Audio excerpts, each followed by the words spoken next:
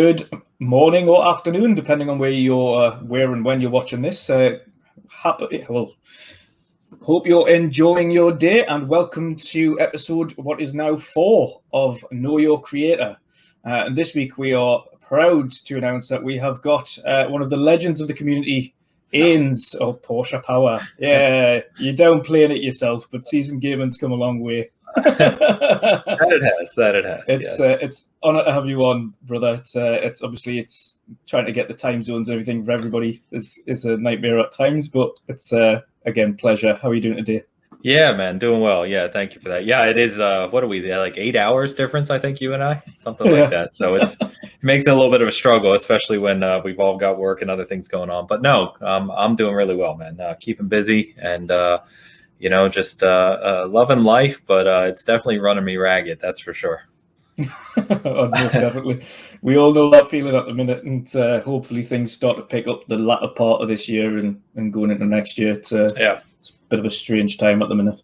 Yeah, it is. It is. Yeah, especially with the pandemic is kind of different everywhere, but here in the U.S., it's really kind of inhibited a lot of stuff, as it has in a lot of countries. So, I'm ready for us to hopefully be able to move on and get back to doing some of the things we like. Yes, yeah, being able to go places again. Yeah, it'd be nice. It'd be nice. Yeah, not just the local area. No kidding. Yeah, me. But as always, the first of one of the many questions that we have coming up today is it can be difficult at times, can be quite straightforward, but there's always a story behind it. So what is it that got you into gaming in the first place? What it is that started your gaming love?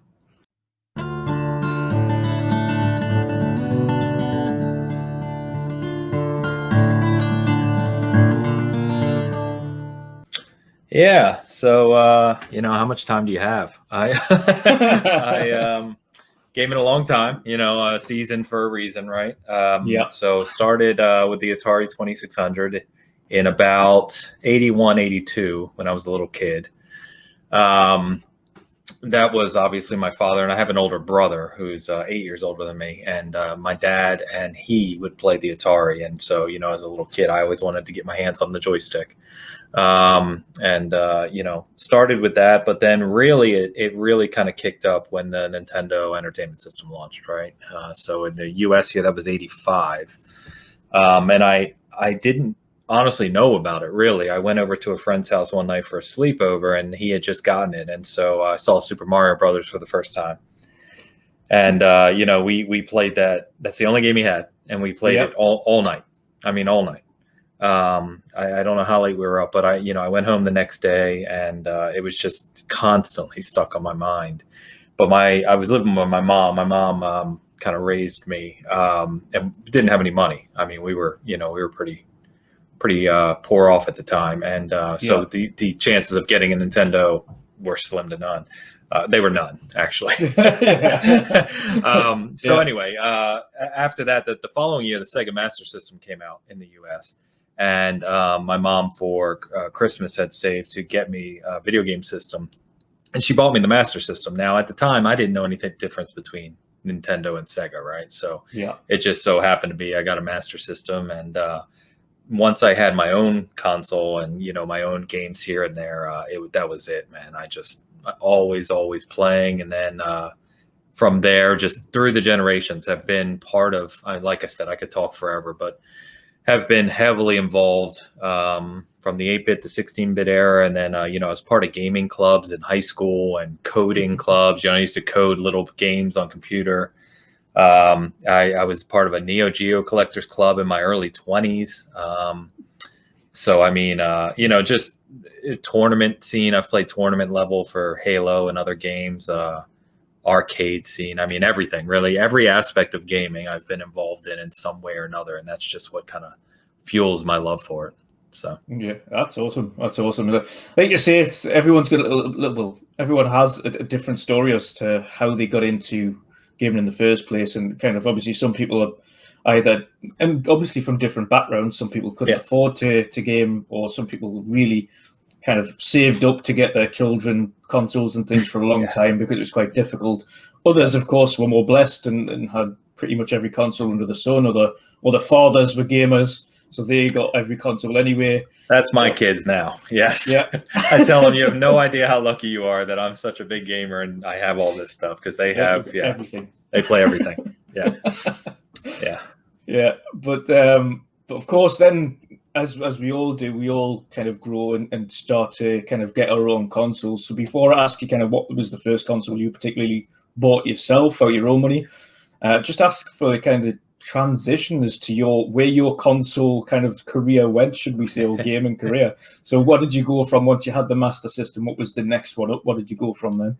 Yeah, so it would be Mega Drive over there, Sega Genesis here in the US. And I really was a Sega kid. You know, I still joke about that with a lot of people in the community, that, you know, there's that weird kind of old brotherhood of Sega kids, because Nintendo was so dominant that if you were a Sega player, you were kind of part of this unique niche at the time. So yeah, I by the time Genesis came out, that was 89 here in the US. That was next. And then from there, it kind of got interesting, because at that point, after Genesis and Super Nintendo into the mid 90s, that's when PlayStation came onto the scene. Yeah. After systems like the 3DO, you know, I kind of played all those obscure systems, TurboGrafx, etc. And Nintendo 64, of course. So it was about that time when I was a teenager when I started to kind of really get into the technical aspect of things, looking at, you know, what kind of RAM they had, the processor speeds, and, you know, that always fascinated me. So now to be clear, I was kind of I don't know the best word here, but I used to run a lot of hustles to get games and consoles. So I would often trade and sell and, you know, barter and whatever I could to get games and systems. So at one point or another, I owned, you know, Genesis, TurboGrafx, Super Nintendo, and then once I was a teenager, I owned them all at one point or another: Nintendo 64, PlayStation 1, 3DO. And then I would say the first console I actually had a job, was saving up, went at launch and bought myself, was the Dreamcast. So yeah, you're not the first, and you'll certainly not be the last. I think the vast majority of people that have asked, especially the older generation, like more kind of 80s onwards, the first console they purchased themselves, Dreamcast.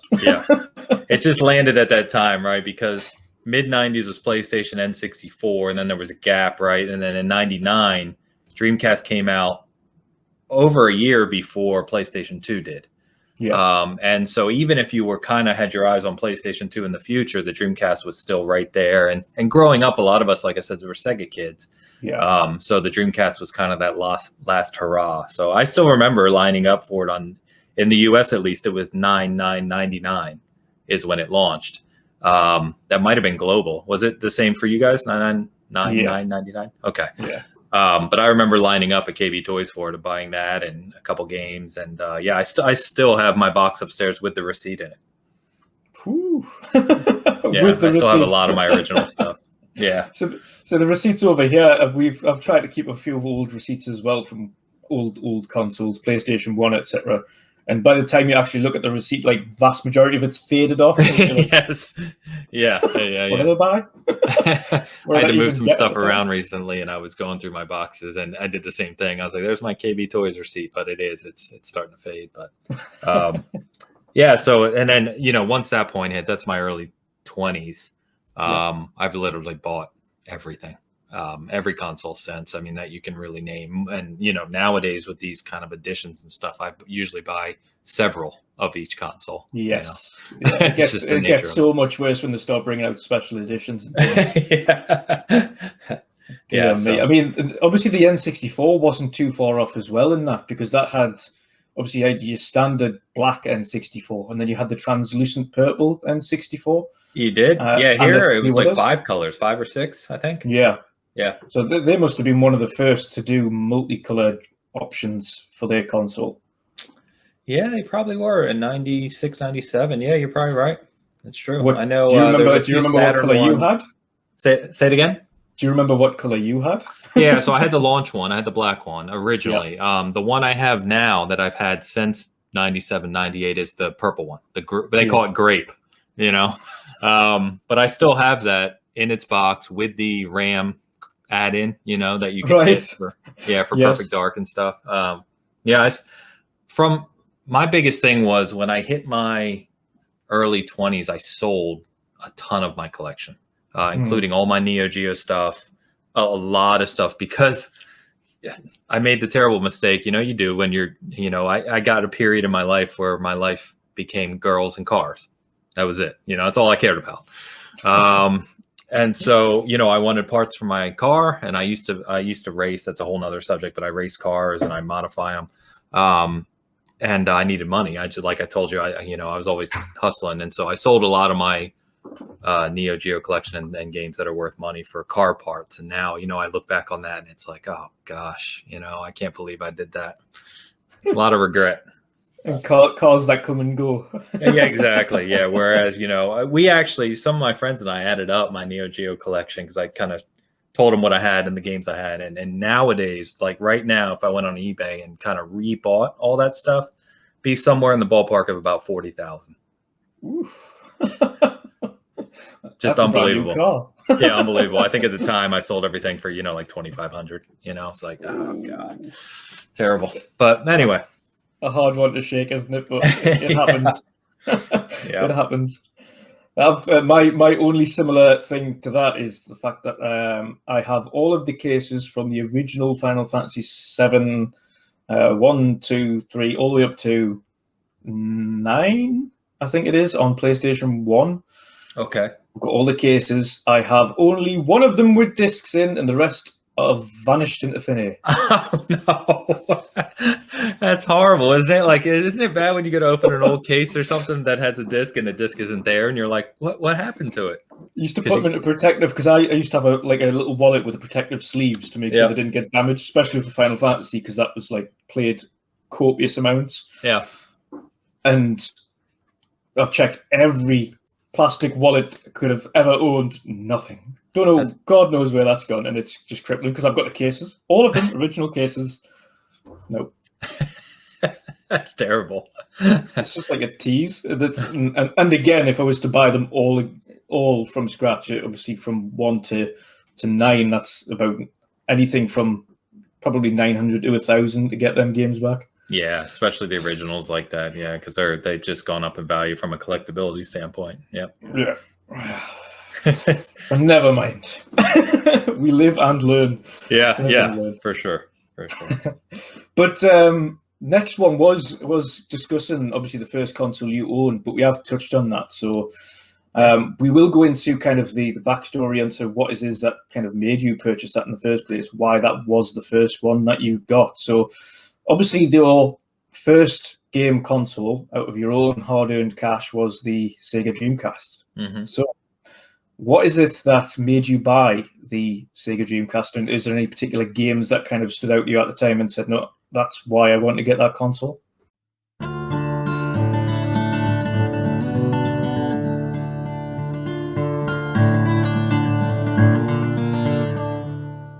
Yeah.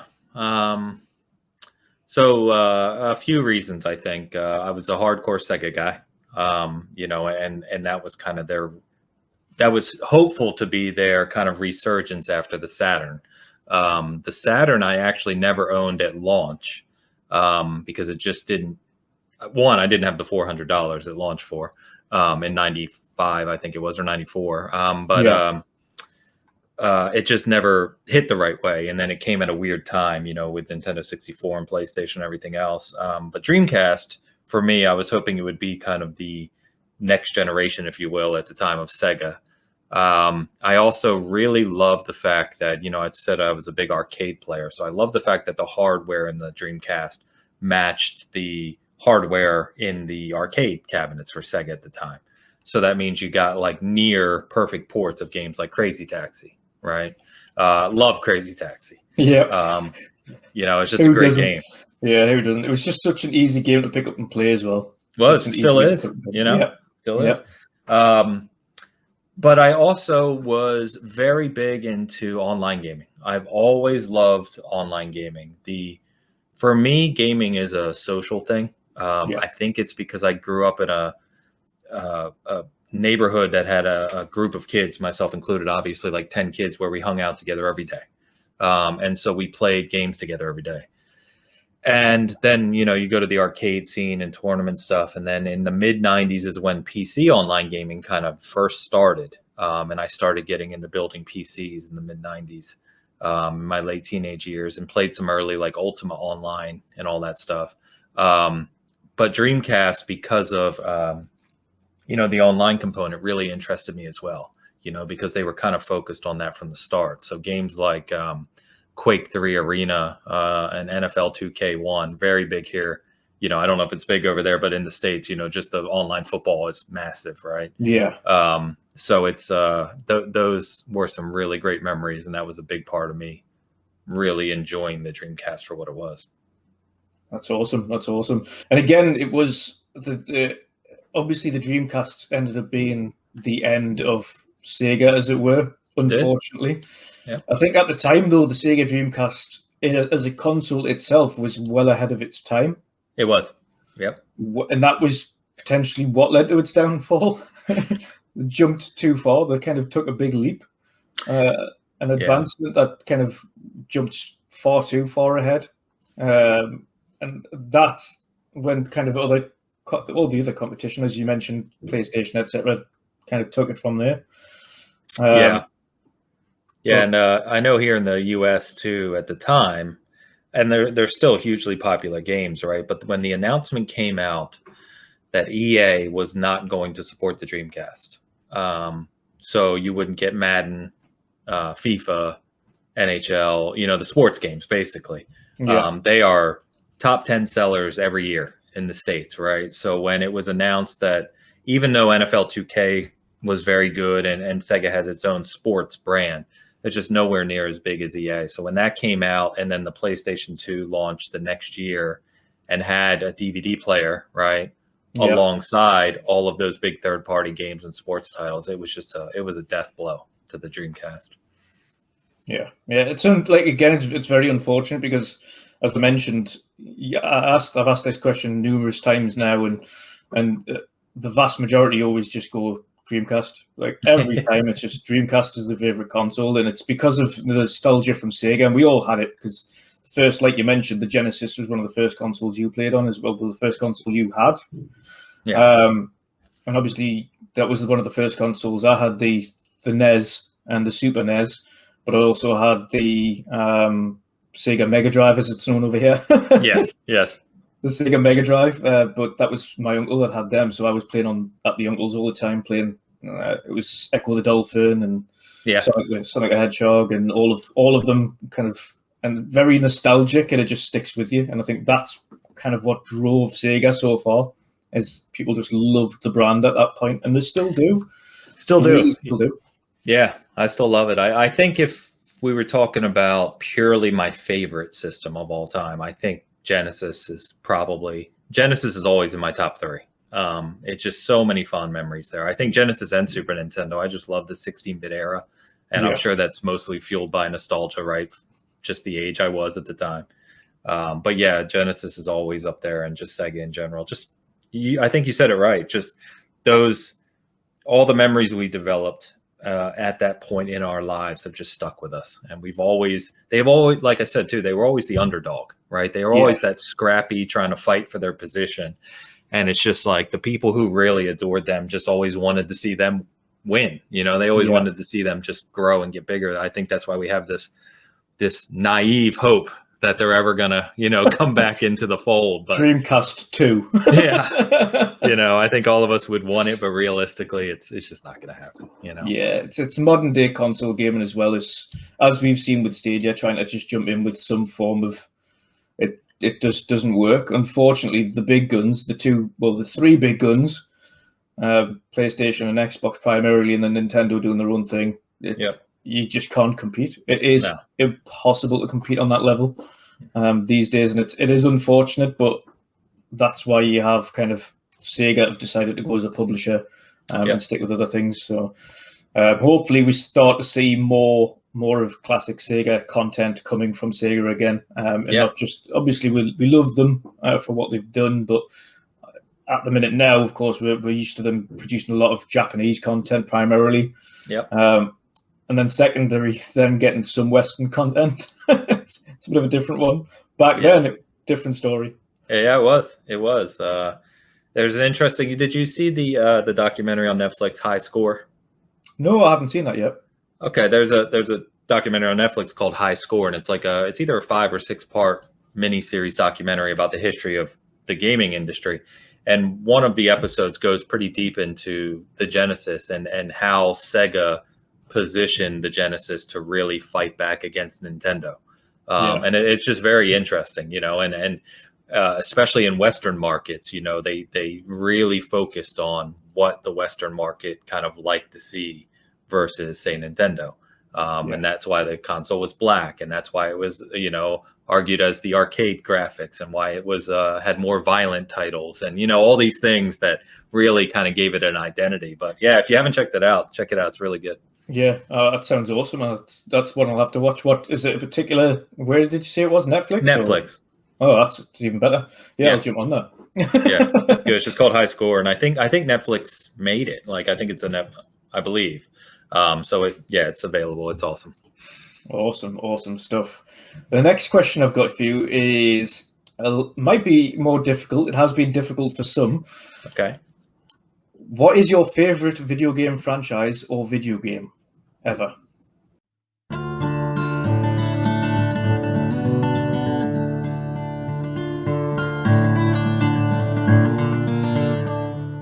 Yeah. So it's not hard for me. It's Halo. Halo is for if you're talking franchise. If we're talking like one individual title, then it gets really hard. I have probably a list of 5 or 6, but as a franchise, Halo has meant so much to me over the past 20 years. I was a Halo 1 and 2 tournament level player. I held LAN parties for Halo on the original Xbox, before Xbox Live was big, of course. Played endlessly on Halo 2 and 3, and even the modern titles. I think even Halo 5 I have something like 600 or 700 hours in. It's just Halo for me. I love Master Chief, I love Cortana, I love the universe, and honestly, if it wasn't for Halo, I don't think I'd be as big of an Xbox fan as I am today. I mean, Halo. I've got to agree there as well. Like, my original fond memory of Xbox was going when the original Xbox was just coming out, and it was in a Curry's PC shop over here, and it was just a display unit with the OG Xbox in it. You and I had the same story. Yeah. Halo on that. Yeah, exactly. And it was feeling that force feedback in the controller and everything for the first time. You're like, whoa, I need this. Yep. Honestly, same story. I was not going to buy an Xbox. I had a GameCube with 6 games pre-ordered because by that time I was making better money and I was buying my own stuff. And I in the US they launched with a 3-day difference. It was like November 15th and 18th or something like that. Yeah. And I was picking up. Oh, I was going in for something about my GameCube pre-order, and like you said, they had an Xbox kiosk at EB Games, and I was like, let me see, and you get the big giant controller, which was kind of weird, but at the time it was different. And then you played the second level, which is the open world, of Halo, where it opens up, and you fire the needler, and like you said, it kind of kicks back, or the vibration at the time, and I was just in absolute awe. And I went home that evening, told my girlfriend at the time, and that night, like 3 hours later, we drove back to the mall and I bought an Xbox and Halo. And when I got my GameCube, it just collected dust. I played nothing but Halo. Yeah. It's just incredible. Just like you, just obviously I didn't have LAN parties, but I was doing a lot of couch co-op on Halo, especially on Halo 2. Like, played that to death, Halo 2. That is my favorite Halo of the Halos. Okay. It might be, obviously everyone's different. A lot of people have ODST, a lot of people are Reach. Yeah. And very few say 1 or 2. But actually, it is funny. Yeah. Nostalgia for me, it's always 2. It's just my fond memories of playing through that campaign. like couch co-op campaign and just sitting like in one foul swoop on a night, just going through the entire game. Yeah. Just absolutely awesome. If you were to name one Halo, then that is your favorite of the Halos. Mine's probably the rare one you don't hear often, which is Halo 4. Yeah, no Halo fan says Halo 4. Now, if we're talking nostalgia, right? Halo CE is going to be it. That's just night and day, But Halo 4 for me, and I'm actually getting ready to write a retrospective on Halo 4 for Season Gaming. But Halo 4, the campaign in that game to me is still the best delivery of what Chief and Cortana represent in the Halo universe, especially if you've read some of the books and some of the other extended content, right? I just think they captured an essence there of Chief being an actual character and being an actual human that the original games didn't, despite how great. I'm not downplaying the original games. And I just love it to death. The multiplayer, we all know, or most people agree, didn't really hit the same level as some others. But I still had fun with the multiplayer. It wasn't terrible by any stretch. But the campaign in that game, especially like certain parts of it and the epilogue in that game is just mind-blowing to me. I adore it. I remember first seeing Halo 4. After obviously, once you've played Halo 1, 2, 3, Reach, ODST, well, and then first seeing 4, because I hadn't played 4. Like, I played 1 to 3. Yeah. And then 4, and then ODST. So I did a really weird, obscure kind of angle. But I remember the first time I played 4 after I hadn't played Halo for a few years. And then I was like, right, I'm eventually going to jump onto 4 and see what this is all about. And I was like, what a jump in quality this has had. It was mind-blowing. Yeah, it was mind-blowing. The graphics engineer, and I forget her name, the main graphics engineer who did that work at 343, just, she deserves all the rewards in the world, because people forget that Halo 4 was a 360 game, which has 512 megabits of RAM, right? Yeah. And for a game to look and perform that well on that console was just staggering. I still maintain that and Grand Theft Auto 5, when it first launched, were just two of the biggest achievements we had seen at the time, because they both 100%. Launched on the 360, and it's just, it doesn't make sense what they were able to accomplish. It more than holds up today. Like, you turn that on now and it would look like it came out at this generation. Yeah. And it still plays great. Just astounding. Oh yeah. Yeah. Oh yeah. 100%. But yeah, going back to the franchise discussion. So yeah, Halo's been around a long time. Infinite, we could talk about for a while. I'm over the moon excited for Infinite. And I obviously, like anyone else, just hope it really delivers, Yeah. I think that's the hope, of course. And I think it will, because they're doing it the right way. I think if they would have tried to rush it and push it out because it had to be out with the Series X, that would have been a bad move. So even though the delay is a little painful, I think that, it's the nature of the industry. As long as it launches fine, like we're sitting here talking about our memories, right, of Halo CE and Halo 2. Yeah. 5, 10, 15, 20 years from now, when Infinite's still being played, no one will remember a delay. Just launch the game right. Yep. I'm looking forward to seeing what they do with it, to be honest, and obviously with Joseph Staten kind of at the helm back again. Yes. That's very good news for us. He's also, from a story perspective, he said he's played that game through twice now. Yeah.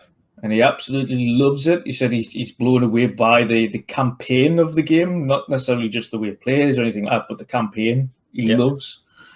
So I'm really interested to see that, because again, you think back to kind of the original kind of trying to run away from the flood for the first time. Oof. Yeah. Like things like that, like sticking in your memory, and obviously Cortana going missing, and there's all these little things. If you pay attention to the actual story of Halo, like all the way through, even if obviously offshoot games, Halo Wars 1 and 2, and kind of the stories that intermingle into the same universe. I don't know whether or not you've been much of a Halo Wars fan as well as just Halo. Not as much. So I obviously bought them, play them, and I like them. I think I'm at a stage, you know how you kind of you grow up and there's certain genres of games that just don't land with you the same way they did at one point in time. Yeah. You know, I used to love real-time strategy games and those type of point and click type games, and I feel myself losing interest with them now, you know, compared to, for whatever reason. I don't know why that is, but they are really good games, and it was a shame to hear, what was it, last week, that, you know, Halo Wars 2, they're not going to, at least in the short term, they're not doing a Halo Wars 3. They're not continuing with that IP. But yeah, just not as much, but they're good games. Yeah. I think, again, it helps towards the story as well. As we know, they've got in Halo Infinite, you've got the Banished, which is obviously infamously came from Halo Wars 2. Yeah, and Atriox, who is awesome. Yes. Yeah, I mean, I believe he was already in a comic, if I remember correctly. I could be getting that wrong, but he's just amazing character.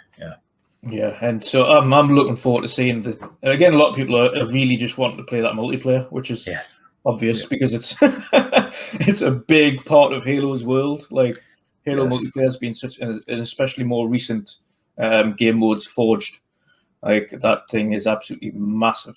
It is. I actually introduced some of the people I game with to Halo recently who've never really played a lot of Halo, and, you know, setting up custom games, and just, you know, I'd pull up a map where we're playing in Skyrim. You know, someone recreated the main town in Skyrim, or we're playing in Harry Potter's castle, or, you know, just, you know, there's so many things out there that you can play. And we were playing Duck Hunt, you know, where one person's sniping and other people are running like ducks trying to get away. And it's just, you know, it's so much fun. And it sounds like that whole community aspect with Forge and the custom games and private, that's all kind of coming forward with Infinite. So it's Halo's one of those franchises, one of the few. I think Gears is up there for me. There's a couple where my life will stop when that game launches. Like, I take off of work, I let people know. Normally when I'm off of work, it's like, you can reach me if you need to. That week will be, you don't need me. Like, go find someone else. I let my wife know Halo's launching. You know where I'll be. It'll be right in the Xbox theater. onesie on. Yes, just hoodie, drinks. I buy drinks. No joke. I go get alcohol, drinks, snacks. Like, I load up, and I will do nothing for a week but play Halo for sure. Yeah, 100%. What do you what do you think about the larger open world aspect of Halo Infinite then, going into this new, should we say, even though they're sticking by there is a solid campaign there, we're also doing side missions for a change? Yes. Now, that is a big difference for a Halo, because you've never done a side mission at all. Yes. Yeah, very different, and especially different from what I just said about Halo 4, right? Halo 4 was a very streamlined, story-driven, narrative-driven campaign, where each kind of segment is piecing that story together. So it's going to be interesting. I think it's a challenge, and it might be part of, a small piece of the challenge that they've had in kind of agreeing on what that should look like in the end state. Because, as we all know, right, anyone who plays modern games, open world games are everywhere. But if you look at something, I don't know, just pick any game, Valhalla, you know, as an example, any of the Ubisoft games, really, you know, you do have that kind of driven story campaign, and they can be very good, but it's really on the player to determine, you know, the weight and the validity of those side missions. I think a game like Witcher 3 always gets pointed to, and I would agree that it has an amazing story and campaign, as well as a bunch of side missions that don't necessarily tie to that, but are meaningful. Like, you feel like you're enjoying doing them. So I'm kind of hoping that.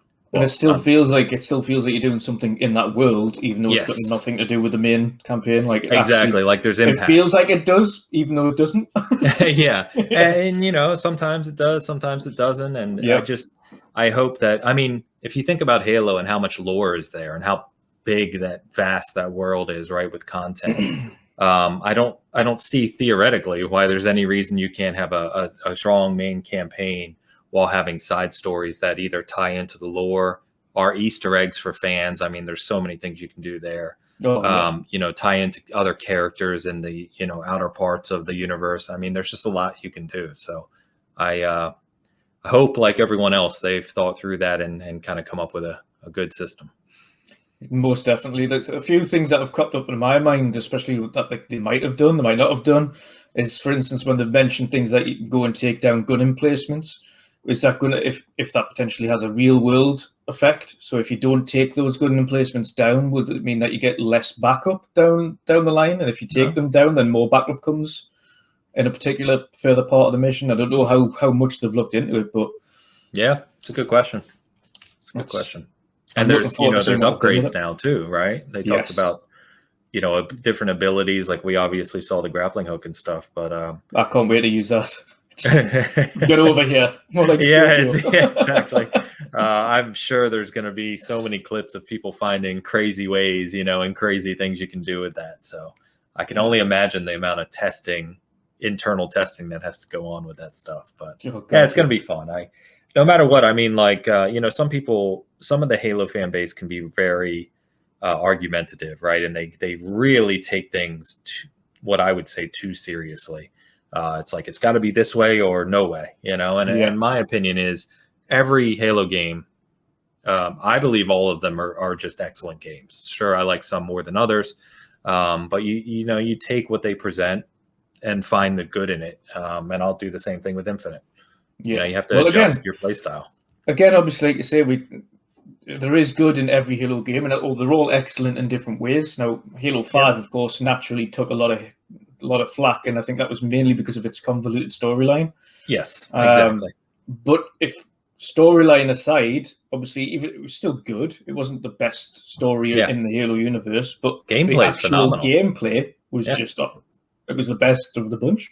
It was, phenomenal gameplay, and phenomenal multiplayer. I mean, Halo 5 multiplayer it's over 5 years old now, and it is still, I mean, just spectacular to play. You can jump in right now, and it feels just as good as any of the modern first-person shooters you'll play. Whether you play, like Warzone, Apex, whatever you play, it feels just as good as those. It's amazing. Yep. And we'll be finding out very shortly in a lovely Halo tournament, won't we? Yeah. Although I think we're doing MCC for that one, right? We are. Which I actually asked Fork about that and said, are we playing one game out of MCC? And he just said, no, just MCC. And I'm like, well, the gameplay difference in multiplayer between those games in that collection is huge. So it's gonna be interesting. Yeah, it's gonna be very interesting. I've got Game Beyond the Box as our first matchup. So who's playing? I don't even know who's playing for the teams. I know Forky's playing for GBTB. So and he's just insane on Halo. I'm not looking forward to that. I've played him on a Halo community night as well before, and he's consistently in the top, like always 1 or 2. Okay. Always. I'm like, shit. Yeah, we streamed one night with them. We were playing Halo CE on Blood Gulch, and you got to remember how many hundreds, if not thousands, of hours I have in that game, especially in Blood Gulch. Yeah, and I don't play. I don't regularly play it right now. I haven't lately. Even with the tournament coming up, I haven't. But yeah, it was like the first to 30, and I was 29-0 against the other 6 of them or 7 of them or something, just jumping around and sniping, and someone killed me right before I got the 30, so I ended the match 30-1, and I was like, you guys are lucky you got me that one time. So God, so you have never lost your tournament touch then? Well, I'm a little slower nowadays for sure. Yeah, I think if I tried to play an actual Halo tournament, not with the podcast, of course, but you know what I mean, like a Halo brand, I'd get crushed. It's so fast. I mean, tournament players these days are on a whole nother level, aren't they? It's night and day. I mean, the tournaments I used to play were, little either arcades or arenas, and it was a lot less serious, I would say, than it is now. I mean, people, especially the money that's involved in them. Yeah. And there's just the time, right? I mean, tournament play back then 20 years ago was, you enjoyed playing this game and you play it a lot. But I mean, people now who dedicate themselves to games, they're playing 8, 10, 12, 14 hours a day, every day, just to perfect it. As a job. Yeah. Good Yeah, job. and it's Like, I play Halo as a job. yeah. So you can't keep, you have no chance of keeping up with that. Yeah. No, that's awesome. That's awesome. I'm going to ask the more difficult question in the same section then, because you mentioned it before. Okay. If it was going to be your favorite game of all time, not just franchise, what would that be? I was looking at my screen because, no joke, as we're sitting here talking, I had someone just DM me. I guess the Halo update just came out from 343, and they've posted new Halo Infinite screenshots. Yes, I've literally just got the same one. Yeah. So I'll have to take a look at that. Man, it looks good. It really does. So favorite games of all time. So I have, I think I said I have like 6. So that's about the lowest I can narrow it down for you. So Halo CE is one of them. Just for the reasons we just talked about. Witcher 3, I think, is one of, if not the greatest game of all time, in my opinion. Now, I obviously haven't played all the games of all time, but I just think that game just does so much right, so well. It's just incredible, absolutely incredible, especially if you include the expansions. The first Last of Us, I think, is up there. One of my favorite games of all time as well. It's the story of Joel and Ellie, and just the narrative, like we were just talking about with narrative, right? The narrative in that campaign and the way it's delivered is perfection. It's brilliant. And very, I don't want to talk about Last of Us 2 because I'll start getting mad, but Last of Us 1, just to be clear. BioShock, the first BioShock. Yes. Legendary game. Same thing. Like, that's a good example. It's not open world, right? Kind of, in a way, but that's a good example of having a ridiculously good narrative while also having a lot of little things to do around an area, right? That kind of tie to what's going on. And then I would say from a nostalgia perspective, this one's no one's going to care about, but Phantasy Star is the original Phantasy Star on Sega Master System was the first kind of big RPG that I got for myself, or my mom bought for me. And it's always struck a special place in my heart. I literally still have my original copy behind me. In fact, just off screen there, that's a Phantasy Star print hung up on the wall, and had it since I was 10 years old. And that's just like, that's my number one nostalgic game from my childhood. So yeah, I think that's what did I say? Witcher, Last of Us, BioShock. I forgot one. Red Dead Redemption 2. 2. Yeah, 2. Which, I've had debates with people because a lot of people like 1 better. And I get some of the complaints with 2. I definitely do. But I'm one of those people, like, if you give me Witcher, you give me Red Dead, you give me Cyberpunk, any of those kind of big, very engrossing worlds, I engross myself in them. I literally play them in a certain way to where I'm trying to invest in that world and look at everything, like what's around the world, what the NPCs do, all this stuff. And when you allow yourself to do that, even though the pace is slower and the story's a little convoluted at times, Red Dead Redemption 2's world is, in my opinion, the greatest ever developed. It's another one of those things we talk about, like, we don't know how they accomplished it. Red Dead 2's world is, the level of detail they had on the previous gen consoles is just insane. It's nuts. I was telling someone the other day, little known facts about that game, but it has over 500 species of animals in that game. Over 500, and each of them has their own programming that is separate from each other, meaning that they have their own programming like the real animal, and then they threw them in the world and they react to each other realistically. They're not programmed to react to one another. So meaning that, like, if you ride your horse this way and you scare a possum this way, and a eagle just happens to be flying in that location at a time and sees the possum, it'll attack the possum. You know what I mean? Like, it's all just, and you do the math on that, right? And you're like, okay, that's one example out of hundreds and hundreds and hundreds. And it's just, it's an incredible achievement. So, and I just really appreciate that, because I told you, I used to code and get into games. So when I see that level of detail and that level of effort, and my mind goes, Jesus, how did they do that? Do you know what I mean? But this is why people get so mad at Rockstar, though, because, like, they've got so much talent, so much talent, and they create so like the last two major games they've created, GTA 5 and Red Dead Redemption 2, critically acclaimed games back to back, but then just milk the online forever. You're like, yeah, you could be creating so much to that level, but you choose to just not. Like, the developers must be. It's like I feel sorry for the developers at Rockstar as well at times, because they must be bored at points of literally not doing much. Yeah, it's like it's just okay, it is weird. Right? You're making you like so okay. So what's happening with Grand Theft Auto 6? The online on 5. That's what's happening with 6. Yeah. Okay.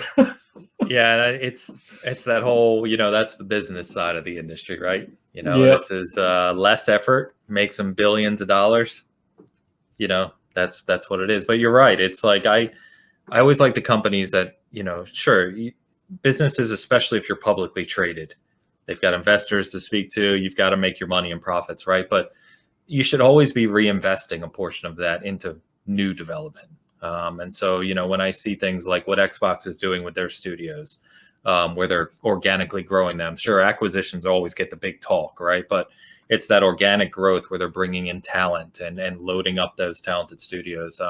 We saw the same out of Bungie last week, right? Bungie said they're growing from they're moving from an 80,000 square foot studio, which is already a pretty big space, to a 200,000 square foot studio. And they're opening a new studio in Amsterdam, which, that's what you like to see, right? It's like you've made your hundreds of millions or billions from whatever IP is that you manage, reinvested, Yeah.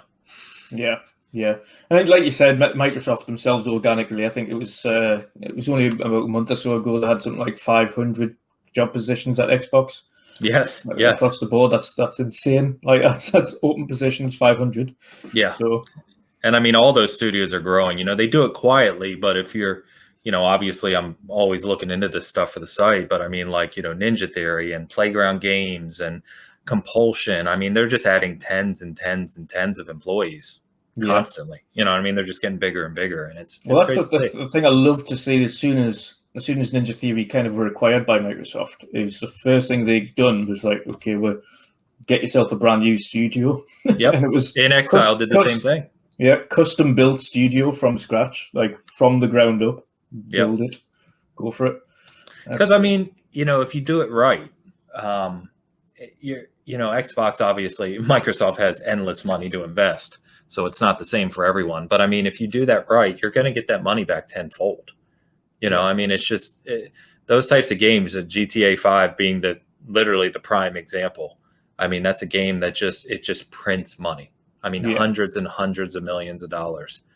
Year over year. The stat came out 2 weeks ago that 2020 was the most profitable year for GTA 5 since launch in 2013. And they sold another 20 million copies.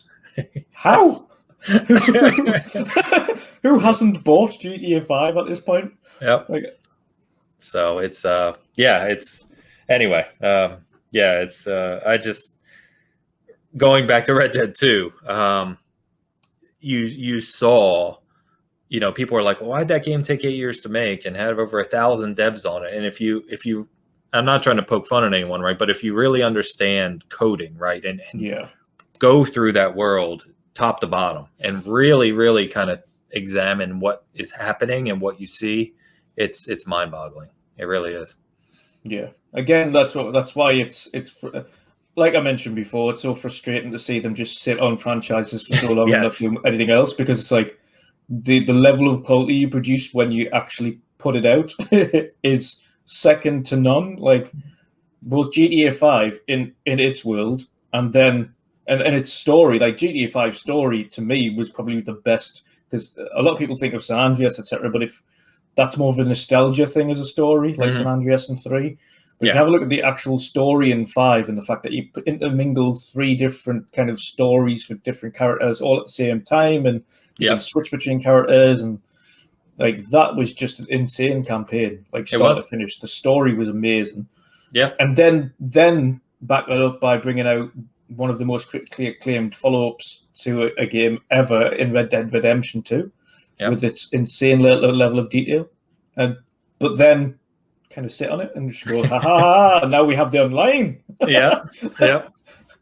So I've always said there's only a few companies that really can make the industry kind of stop when they announce something, and GTA 6 is literally the top of that heap. Like whenever Rockstar decides they're ready to announce GTA 6, nothing else will matter. When that happens, that will be the industry for a day or days.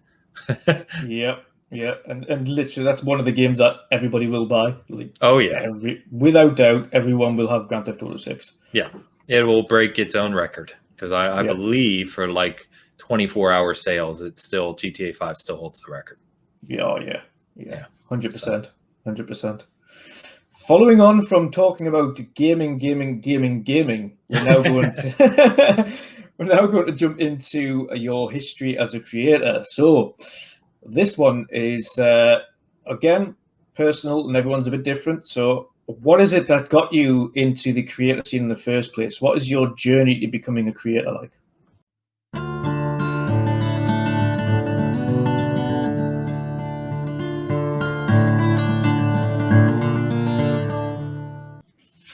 Yeah, so we've talked about kind of my love and passion for gaming, and on a very side note, cars. And so I've run some forums over the years, just various forums, for different topics. One of them was a car forum. And within that car forum, you have, within most forums, you have this kind of off-topic section, which is different from whatever the main thing is. And I created a gaming sub-forum there, and kind of small community of people that just happen to love gaming as well. And I found myself, between posting on different message boards and forums, found myself just typing and talking about gaming on a daily basis, right? And so back in, I think, 2015, I just thought to myself, what if I were just to kind of move all of this to a site, obviously, or like a blog or something at the time, because I had been doing reviews. I had kind of dabbled in writing up reviews and doing some articles, and I got a lot of good feedback on it, like, my writing style and detail and all those things, which I honestly didn't expect. I was doing it for fun. And so in 2015, I kind of first founded Season Gaming, but it was really just like a one-page blog. I had no idea what I'm doing. I don't know web design.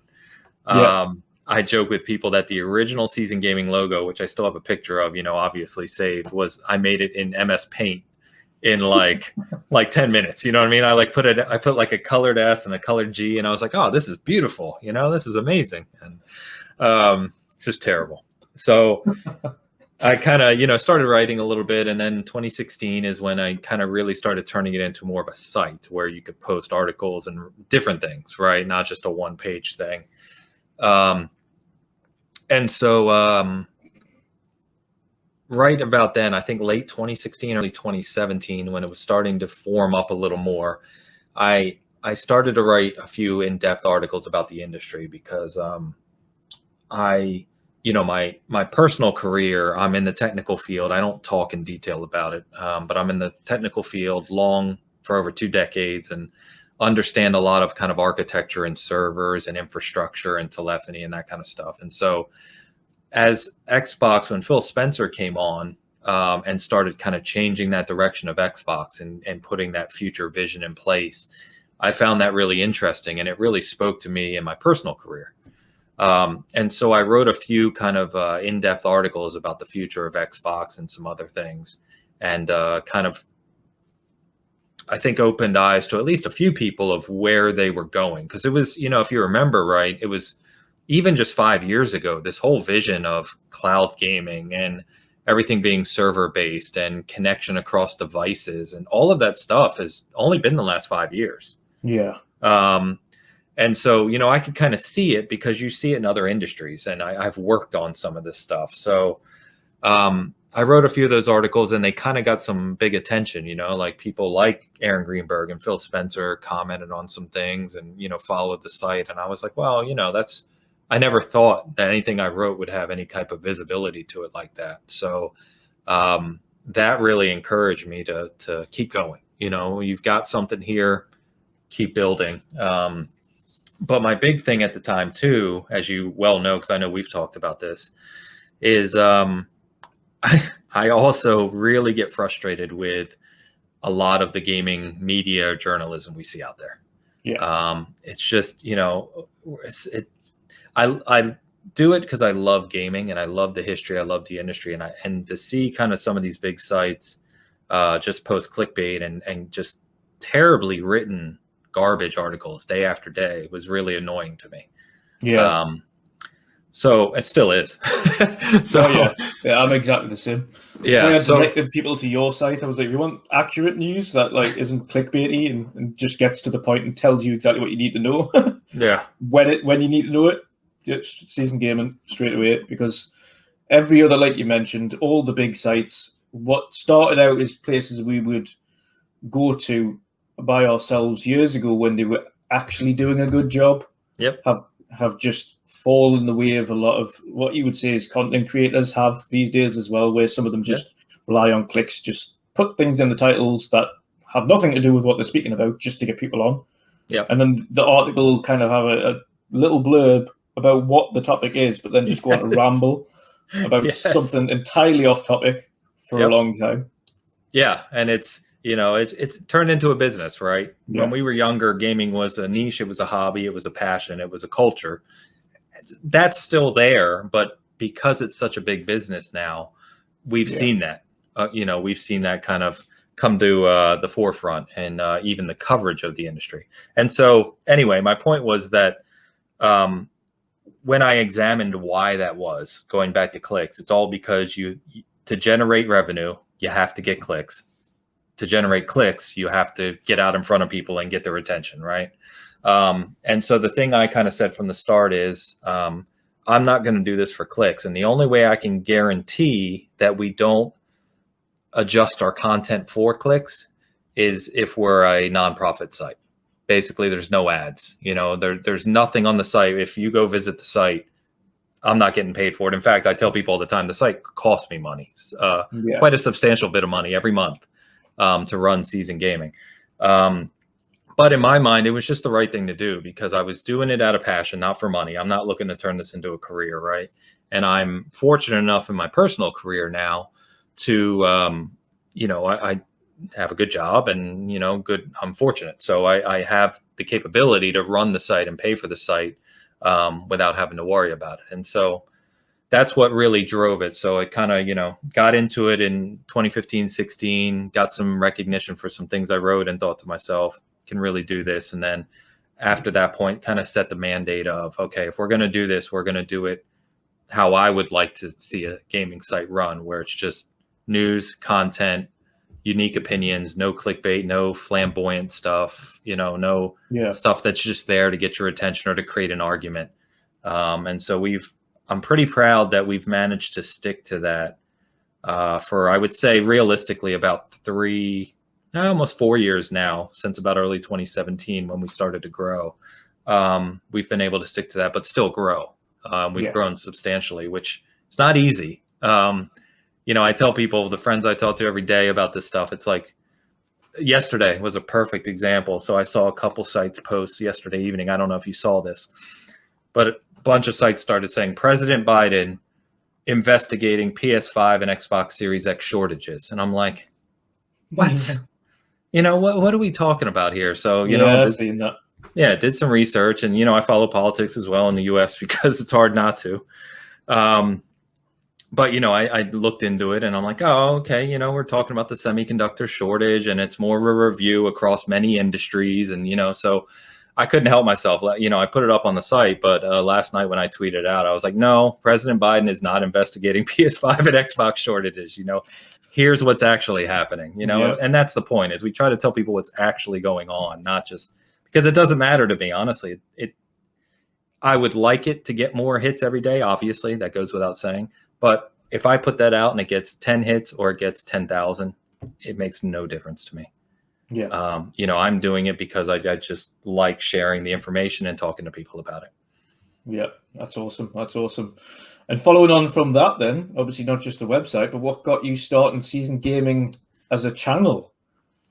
Yeah. So that's a little more interesting. So if you followed Season Gaming for a while, a couple years ago now, for a couple years, I should say, I mostly ran the site with a friend of mine named Bert. And people know Bert from some of our early Big Cash shows and some of the videos that are still getting hits on our channel. In fact, some of the videos he's done on controller modifications and repairs and reviews and stuff are some of our biggest videos. So Bert and I are still very good friends. I talk to him almost every day.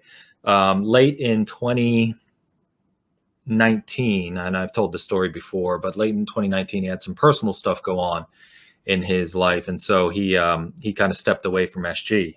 Happens, right? To all of us. But he's the one who really kind of helped build the channel per se. We knew we wanted to do a podcast, and we wanted it to be on video and audio, and so that kind of started it. But then we thought about doing things like I said, doing hardware stuff. I love collectibles, so I do statues and unboxings and just various video game paraphernalia, if you will. But Bert was really the one that was like, we really need to have a bigger presence on YouTube. And so his focus for a time was the channel. My focus was really the site and growing the site. And so it worked well for a time. But like I said, sadly, he had to step away. So the channel still does well, still growing.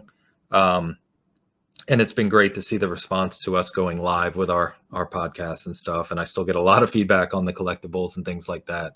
But I would like to do more with it. I'm just trying to figure out the right way to do that, because as you well know too, there's an awful lot of it out there now. Yeah. And it's I don't want to do something just to do it. I want to do something to where it's going to have some meaning to it. Same concept as the site. I don't care if it gets 10 hits or 10,000, or whatever it is. I just want it to have some meaning. I think I told someone last week, my big thing is 5 years from now, 10 years from now, and I look back, if I'm still doing Season Gaming or not, I look back on it. I'd like to look back on it with like a smile and be happy with what was put out there. You know what I mean? I don't want to look back and say, God, we posted a bunch of garbage. You know what I mean? Like, No, it's I get what you mean, and obviously we're relatively new to the game as well ourselves, and on Midweek Mix-Up as a podcast and the channel. But again, there is that many different channels out there and that many different podcasts out there as well these days. Doing something different is quite difficult, but also doing something different that's meaningful. Yeah. So, I mean, for ourselves, it's obviously not just a podcast, but I want to do the Know Your Creator series like I am now to kind of get the community to understand where their favorite creators come from and their kind of reasons for doing what they're doing and what they're planning to do. But then also look at other avenues as well that are not so easy. So doing these developer interviews when you can. They're really hard to drive down. A lot of podcasts don't really focus on that because they don't. I think they focus more on as you know, a lot of podcasts focus more on the rumor and the speculation than they do actually talking about the video games or getting to know the reason behind it or how it was developed or anything like that. Yeah. And I think that's what I want to see more of. And I hope obviously the people on our channel kind of like that content too, is to get to know how these games were developed and the reasons they were developed that way, and speak to the people behind their favorite franchise and things. If we can get to the level where we get these bigger studios on, that would be perfect, because that's then hopefully take an interest in video gaming as we love it. Yeah. No, I could not agree more. And I love to hear that. And I obviously wish you guys all the best in doing that. And I'll certainly be one of the ones promoting it, because you're exactly right. You touched on something there I think is important, is that, there is so much, like we've talked about, so much focus on rumors and speculation and controversy. And if you can get yourself away from that and focus on the people who make these games and what goes into making these games and the challenges of it, and what you'll not only appreciate games more, like I was talking about earlier, right? When you're playing a game, you'll notice things you didn't notice before, but you also appreciate the industry more and what goes into it and how these things are made. I think that's incredibly important. And I wish more of the bigger channels that have the reach, obviously that smaller channels don't, would focus on that more. It's kind of a shame.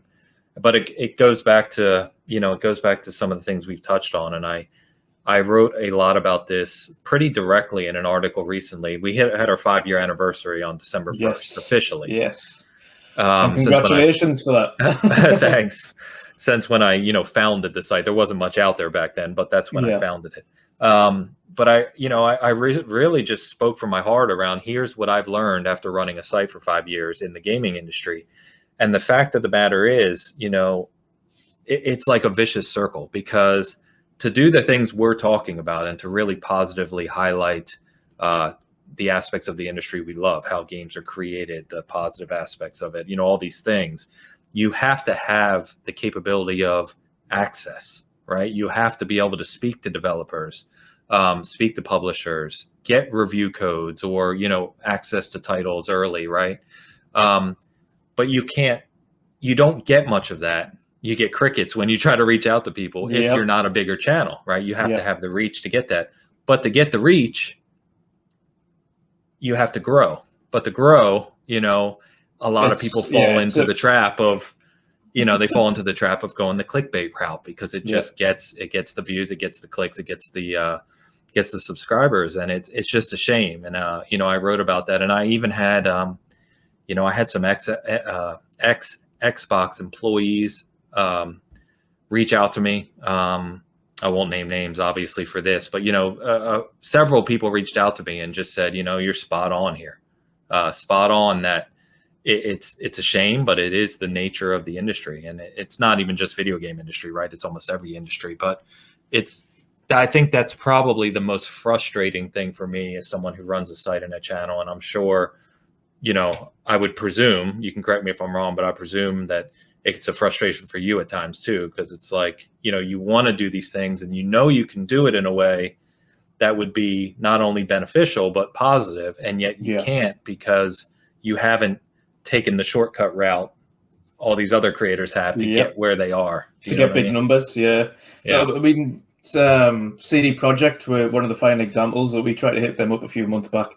And they replied, unlike a lot of other big companies, which is a good start, but they simply they didn't sugarcoat it. They were just like, listen, you haven't got the numbers at the minute. When you've got the numbers, give a message back. We'll get a developer on, no problem. At least they were honest. Yeah. Because either you usually get no reply or you'll get a bullshit reply. It's usually no reply, I'm happy. Obviously, this Friday we have Thomas Seller from the Falconeer on. Oh, nice. Tomorrow, so that's going to be awesome. But likewise, and I had this discussion with Clowns as well the other day. He's been also trying to get Thomas on. Mm-hmm. He was like, so how did you manage it? I said, well, actually, we tried going through Wired Productions, and they just nothing. Just, again, crickets. Yeah. So Thomas himself just went, I'm free on Friday. Do you want it? Awesome.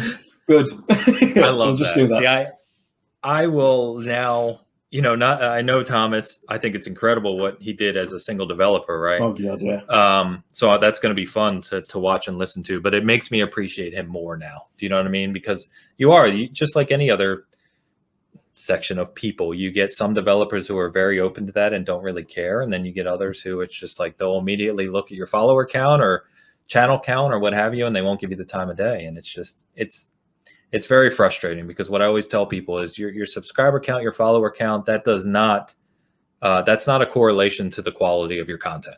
It's just not, you know? Exactly.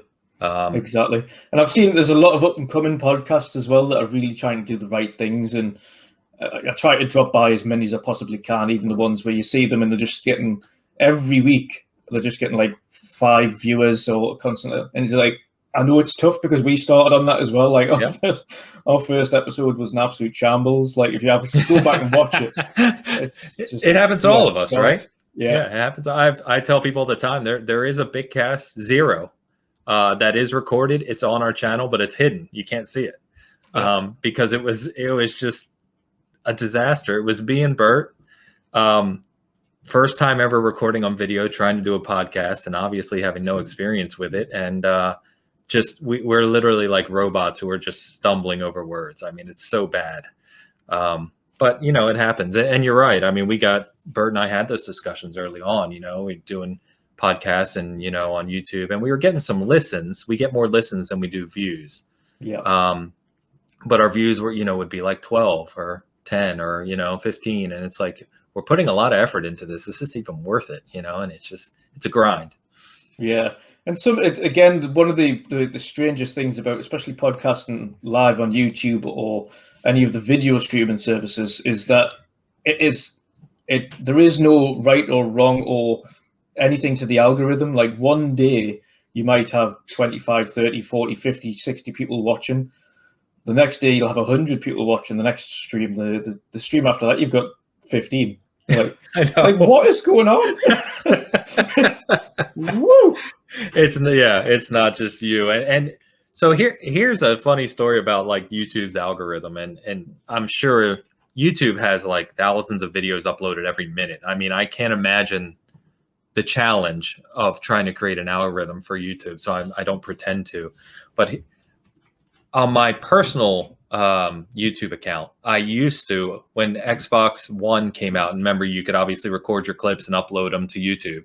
Yeah. I started doing that for fun, just for stupid clips to share with my friends, right? Not trying to create a channel or anything.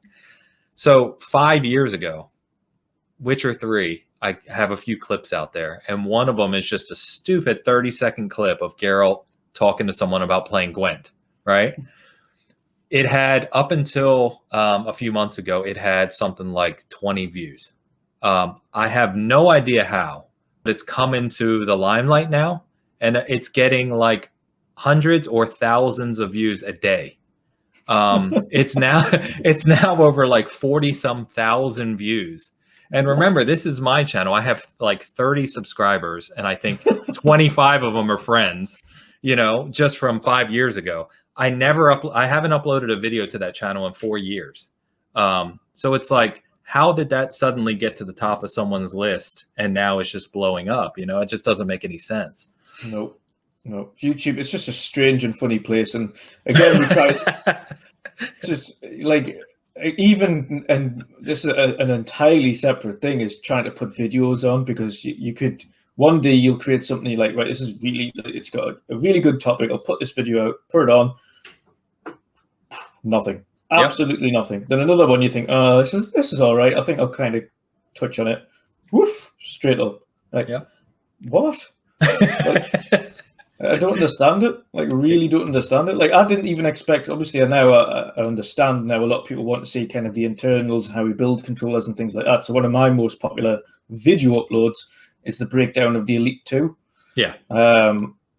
But strangely enough, only part 1.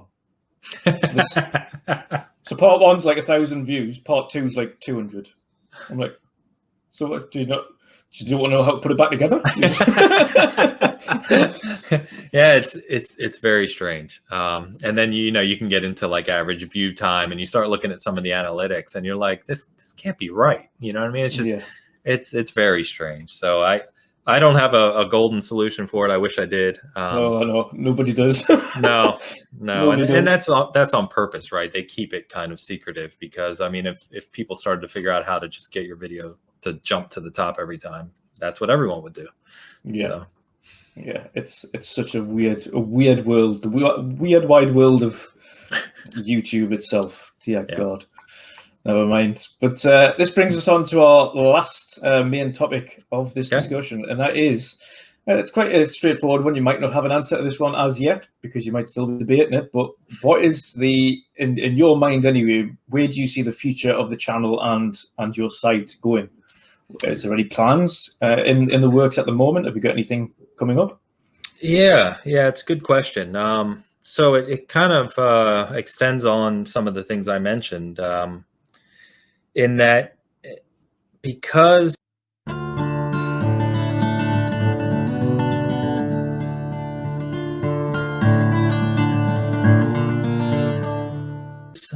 so the interesting thing for me as the kind of owner of the site and founder is, over the last year we've had I think seven more people start to write for Season Gaming. And it's been an absolute joy. And we have a Season Gaming group, private group. We talk every day. And they've created some amazing content. I mean, really articles that you don't find on any other gaming site, because they're unique, right? And they're good writers. In fact, one of the guys who I'm friends with who writes for the site, he's written a 5-book novel fantasy novel. I mean, he's Oh. that good of a writer. So, you know, it's the challenge for me is that because we're a non-paid site, right? We're obviously not. I'm not able to go out there and offer salaries to people, or even say if you write something that gets 1,000 clicks, I can give you X or something, because again, that goes against the whole methodology, because I don't want people focusing on clicks when they're writing content. So the challenge for me has really been, how do I get people interested who just really share a passion like me and want to produce content just to get it out there and to, you know, just have critical feedback and discussions. And so part of our offering to people, especially anyone who listens to this, is, you know, if you are someone who's just starting out, or you're writing content or something like that, you know, that's kind of what we look for, is we help you get recognized. We help you kind of get brought up in the community, get your stuff out there. You can build a portfolio right on the site. All of your content is yours. It's up to the writer if they keep it on there or not after they leave. And so that's kind of my play. So my plan really is to just kind of continue to extend upon that. You know, we're doing a redesign of some things right now on the Bitcast and some things on the site, and really just kind of up the quality. So, you know, I want to make it more professional, more invested into it, if you will, and just really make it like a fully featured site without the ads, without the bullshit. And I mean, it's close now, but it's not to the level I'd like to see it at eventually. But the response to that has been really, really wonderful, to be honest with you. I've had so many people reach out to me personally, just offering to either help promote the site, obviously join the site if they're a creator, right? Or I even had someone reach out to me a few weeks ago who's going to be kind of the newest member of the site, and he doesn't create content, but he's a developer and programmer who has offered to help me redesign the site and even code it for free. Awesome.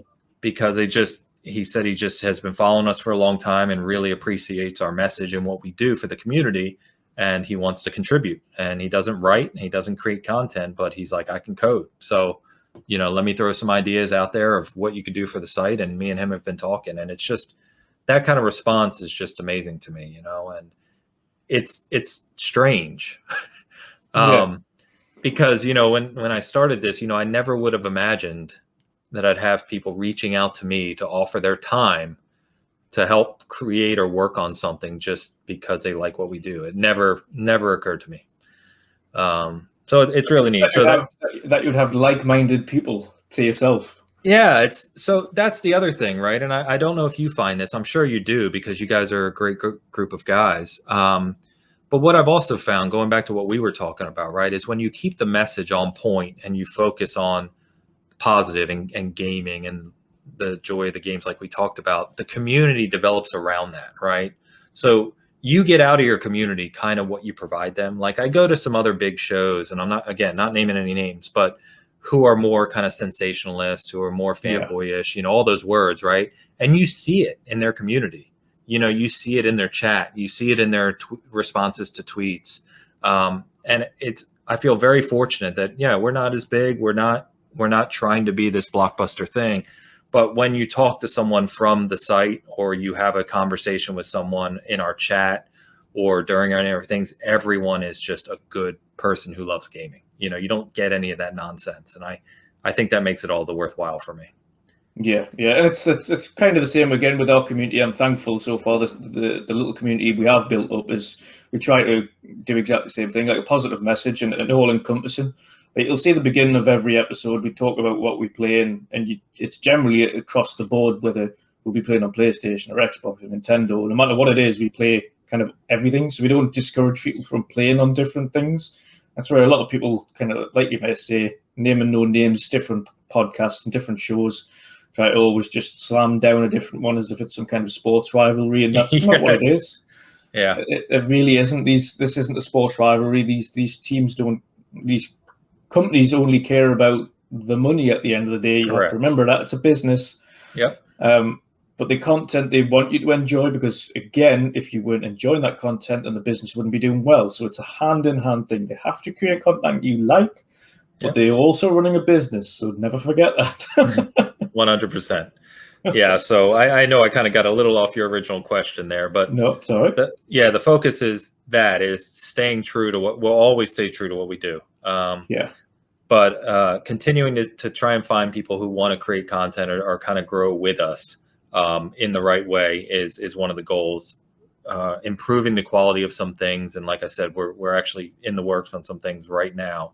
And I would honestly like to create more content for the channel. I've done some collectible stuff lately. We obviously have the big cast every week. I've done some chats similar to this recently as well with some other site managers and stuff. And very similar, Dutch, to what you were talking about with just, getting the message out about how certain things are done. And, how people run sites or how people make games. I think to me, that's more fascinating than having a 30-minute argument about whether Bethesda games are going to be exclusive or something. You know what I mean? Like that's a topic you can talk about, but why it has to be a constant discussion and argument week after week, when really the people arguing about it have no idea what they're talking about.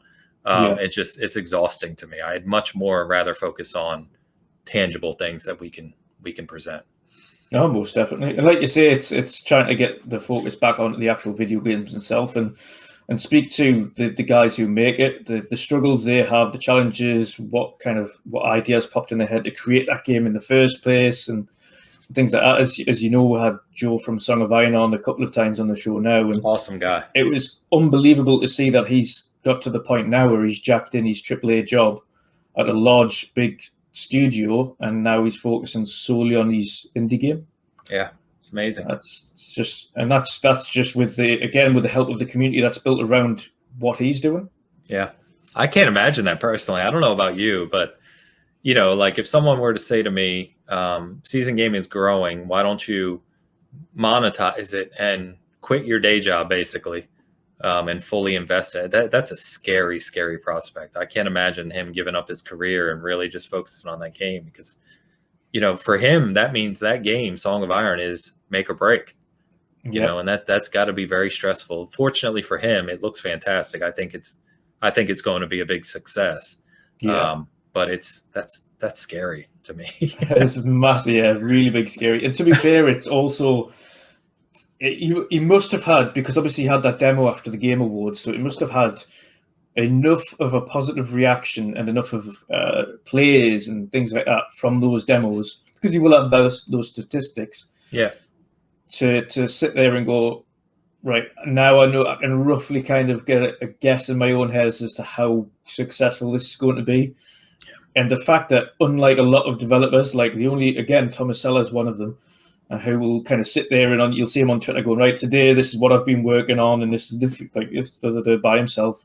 And Joe's another one of those developers, and this is why, I love what he does, because he sits there and kind of shows people, right, this is how this is working, and this is what I've been working on today, and it's been difficult to try and get the mechanics of just walking up walls a bit better and things like that. And seeing it's very difficult to see the behind the scenes of development processes these days, and I think people kind of just expect video games to work, and I think it frustrates a lot of us, especially with the backlash Cyberpunk has got.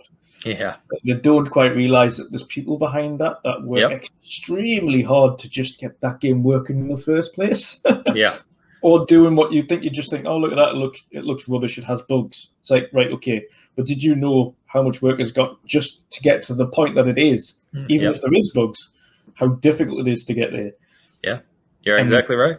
Yeah, I think, obviously sitting in the chair, and the poster above me, I was a big proponent of Cyberpunk because I love Witcher. I love what CD Projekt Red did. And I love the futuristic Blade Runner, kind of setting.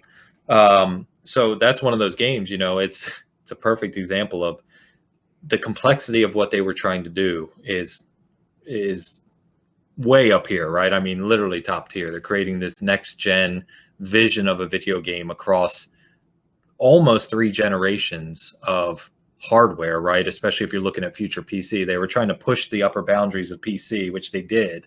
But how you get those systems to work on these old 10-year-old basically hardware consoles, it's just a staggering type of thing. And that's not to excuse, again, I've talked about cyber. Yeah, it's not to excuse the launch and the mistrust and everything. I mean, all of that should be discussed and they should be held accountable. And I think they are. But I think that's also why I was able to, I played that game. I saw plenty of bugs, but nothing game breaking for me. But I could still play it for a long period of time, review it, and appreciate what they had accomplished, because what they did accomplish with that game is really, really high tier. It's a phenomenal game. And it does a lot right. It's just, it does annoy me that the press kind of destroyed it so badly. Again, even though it deserved a lot of the criticism, but a lot of people I think just blew it off at that point rather than trying to see past the bugs and appreciate what they had developed. Yeah, because again, like you mentioned before, whatever the press does, then people latch onto that and they don't really see what goes on behind the scenes, because as we know later on, it was the developers that already said to the hierarchy, listen, like, this game isn't ready to go yet. Like, we don't push it. And they're like, oh, no, it's going. Yeah, I know. I mean, imagine being in that position, right? You spend 5, 6, 7 years of your life, every day, your job, coding, trying to make something you're passionate about. And then that a bad decision is being made that you have no control over. And then you get the backlash for it. I mean, that's not fair to anyone. Yeah, exactly. And that's the reason I like speaking to developers and getting them on the show, is to try and help educate. Again, it's an educational thing, but educate the community as to what work goes into doing these things. Yeah, like it is not straightforward, and people often just I think it's not so much our age group, because our age group kind of understand the work that goes into it, and we've grown up with the video game industry. But these days, I think it's very much spoiled. Like games just come out and they just go, all right, that works, that doesn't work, well, that's trash. Yeah, exactly. Yeah. Yeah. It's like there's no I always tell, it's funny, I have a notebook somewhere around here I use for work. And on the cover it says, life is not always black and white. And the point of it is, there's too many extremes, right? What you find is that relating to game development and many other things in life, it's not always black, it's not always white. The truth usually lies in the gray, right? Yeah. And it's just, I wish more people would take time to consider things like that. Yeah. And you mentioned, of course, other things. Is there any particular ideas then that you've got for the YouTube channel per se? So for Season Gaming as a YouTube channel? Yeah, so I'm working on, so for Season Gaming's channel, I did bring back, last year I started a thing called Industry Perspectives, exactly what we're talking about. It was really for me to take a single topic and cover it in depth, and to take actual statistics, actual industry knowledge, like interviews, things of that nature, and put it all together to summarize a single topic. One of the most popular episodes I did was on Game Pass. I did, I think late 2019, I did like a 14-minute video on Game Pass where I really went into all the details on it and how it works, why it's beneficial, profitable, all that stuff. So I did a few of those, and I just, with everything else going on, I lost sight of them. So I'm bringing back that this year. And as part of that series, I call it Industry Perspectives. I introduced the Industry Perspectives chat, like I was referring to, which is talking with site managers or platform runners. So like I've talked with Cognito, who runs lordsofgaming.net. Yeah. Talked with Asa, who runs Game On Daily. Talked with Joseph a couple weeks ago, who runs the Trophy Room. Things like that. So again, very similar format to what we're doing here, as just to help, bring some positive content around content creation, right? But I do want to get back into diving into specific topics. There's a lot out there between where cloud gaming is going, what it means for like certain games to use PlayFab and Azure servers, which we're seeing more and more of. In fact, Outriders, which launched today, is using Azure servers, right? So there's that connection there, and I don't think a lot of the industry or a lot of people who follow the industry get into the details like that. So that's the kind of stuff I want to cover. And then I'm working on a side project with two people that are pretty well known in the community, and we're going to introduce a 3-person show as well. Not a weekly podcast, but more of a kind of what I was talking to. Like, we're going to take a topic every couple of weeks, and the 3 of us are going to kind of break it down and have a discussion about it. So that'll be coming hopefully by next month as well. So is that a pre-recorded show, that one then? Yes, it will be. But it will debut on Season Gaming's channel. But it's not big cast. It's not just me or me and Dan or anything. It's actually 2 people from other, we haven't announced it yet, so I won't say, but it's 2 people from other kind of creators that people know. So it should be good. 2 fantastic guys. And I think that the 3 of us, when we talk, always have a good laugh and a good time. And I think that'll be another avenue for providing insight and some good analysis on some bigger topics. Awesome stuff. Well, I'm looking forward to seeing who that is and when. So, and when that comes out. So definitely, if you haven't already, guys, obviously get over to Ains's handles, social handles, and seasongaming.net and show them some love. But other than that, we will wrap this up.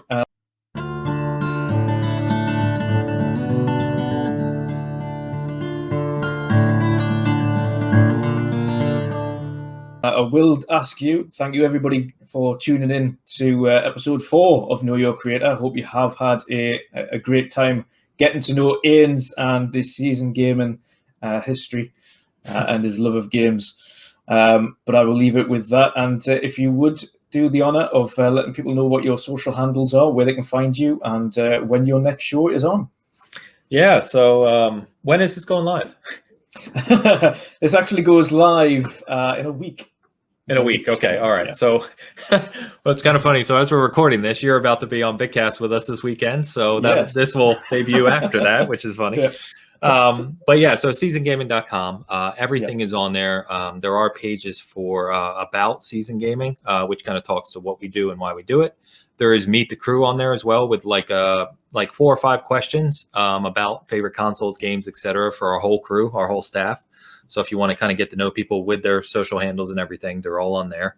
I am Porshapwr everywhere. So you can find me on Twitter. Just you can look up Ains, because Ainsley Bowden is such a unique name. It's not hard to find me.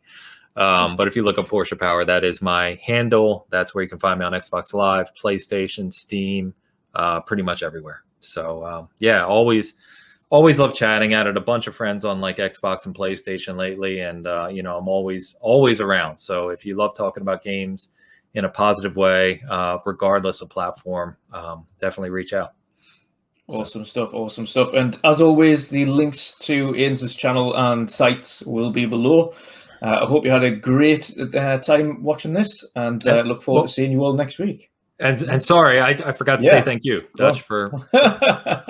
Did you already end it? You're very welcome. You're very okay. welcome. Sorry, that threw your cadence off. I apologize, but no, I wanted to thank you for the episode. I love this. I love, as we've talked about, we've already said it, so I won't continue. But thank you again, and it was a pleasure, man. No problem at all. No problem. And thank you again to our awesome support who turn out every week and show us, and our new Patreons every week. That is awesome as well. Helps the channel keep going, of course, especially with the running costs at least. So it's awesome for that support. Thank you so much for that, and we shall see you again next week. Goodbye.